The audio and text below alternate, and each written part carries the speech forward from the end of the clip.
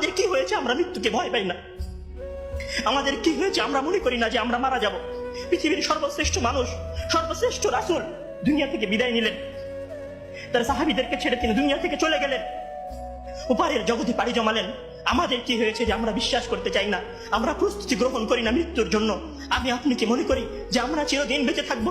আমি আপনি কি মনে করি যে আমার গ্যারান্টি রয়েছে আমি সালাত আদায় করে আমার রুমে ফিরে যাব?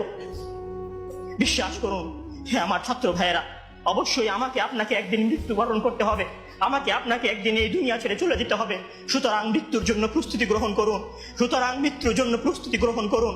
সেই দিন আসার পূর্বে, যেই দিন মৃত্যু আপনার দরবারে উপস্থিত হবে এবং মহান আল্লাহ তাআলাকে আপনি বলবেন, হে আল্লাহ, আমাকে স্বল্প একটু সময় দিন, আমাকে স্বল্প একটু সময় দিন, আমি ফিরে যাই এবং কিছু নেক আমল করে আসি। কাল্লা ইন্নাহা কালিমাতুন হুয়া কাইলুহা।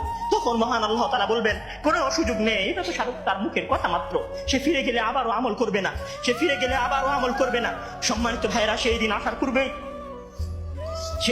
পূর্বে প্রস্তুতি গ্রহণ করুন, সেই দিন আসার পূর্বে প্রস্তুতি গ্রহণ করুন।